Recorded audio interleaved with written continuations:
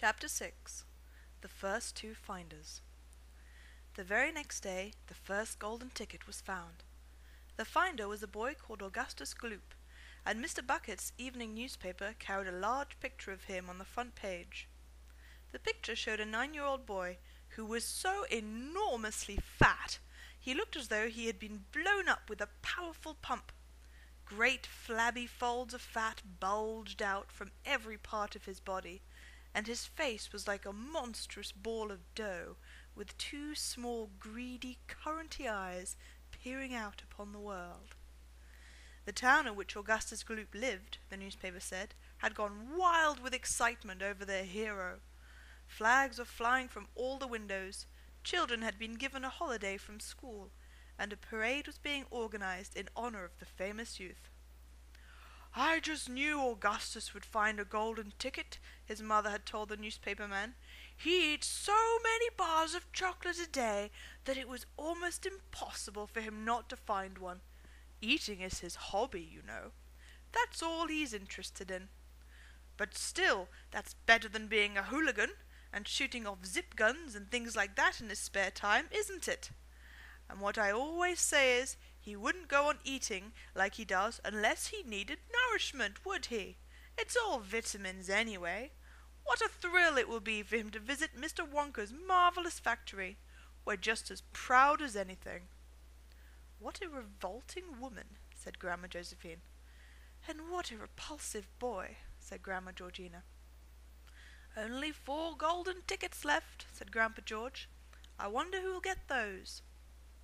And now the whole country, indeed the whole world, seemed suddenly to be caught up in a mad chocolate-buying spree, everybody searching frantically for those precious remaining tickets. Fully grown women were seen going into sweet shops and buying 10 Wonka bars at a time, then tearing off the wrappers on the spot and peering eagerly underneath for a glint of golden paper. Children were taking hammers and smashing their piggy banks and running out to the shops with handfuls of money. In one city, a famous gangster robbed a bank of £1,000 and spent the whole lot on Wonka bars that same afternoon. And when the police entered his house to arrest him, they found him sitting on the floor amidst mountains of chocolate, ripping off the wrappers with the blade of a long dagger. In far-off Russia, a woman called Charlotte Russe claimed to have found the second ticket, but it turned out to be a clever fake. The famous English scientist, Professor Foulbody, invented a machine which would tell you at once, without opening the wrapper of a bar of chocolate, whether or not there was a golden ticket hidden underneath it. The machine had a mechanical arm that shot out with tremendous force and grabbed hold of anything that had the slightest bit of gold inside it, and for a moment it looked like the answer to everything. But unfortunately, while the professor was showing off the machine to the public at the sweet counter of a large department store, the mechanical arm shot out and made a grab for the gold filling in the back tooth of a duchess who was standing nearby. There was an ugly scene, and the machine was smashed by the crowd. Suddenly, on the day before Charlie Bucket's birthday, the newspapers announced that the second golden ticket had been found. The lucky person was a small girl called Veruca Salt, who lived with her rich parents in a great city far away. Once again Mr. Bucket's evening newspaper carried a big picture of the finder. She was sitting between her beaming father and mother in the living room of their house, waving the golden ticket above her head and grinning from ear to ear. Veruca's father, Mr. Salt, had eagerly explained to the newspaper men exactly how the ticket was found. "You see, boys," he had said, "as soon as my little girl told me she simply had to have one of those golden tickets, I went out into the town and started buying up all the Wonka bars I could lay my hands on. Thousands of them. I must have bought hundreds of thousands. Then I had them loaded onto trucks and sent directly to my own factory. I'm in the peanut business, you see, and I've got about 100 women working for me over at my place, shelling peanuts for roasting and salting. That's what they do all day long, these women. They sit there shelling peanuts. So I says to them, 'Okay, girls,' I says, 'from now on you can stop shelling peanuts and start shelling the wrappers off these chocolate bars instead.' And they did.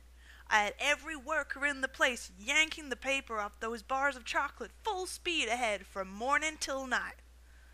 But 3 days went by, and we had no luck. Oh, it was terrible. My little Veruca got more and more upset each day, and every time I went home she would scream at me, "Where's my golden ticket? I want my golden ticket!" And she would lie for hours on the floor, kicking and yelling in the most disturbing way.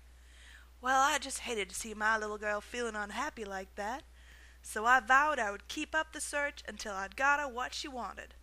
Then suddenly, on the evening of the 4th day, one of my women workers yelled, "I've got it! A golden ticket!" And I said, "Give it to me, quick!" And she did, and I rushed it home, and I gave it to my darling Veruca, and now she's all smiles, and we have a happy home once again. "That's even worse than the fat boy," said Grandma Josephine. "She needs a really good spanking," said Grandma Georgina. "I don't think the girl's father paid it quite fair, Grandpa, do you?" Charlie murmured.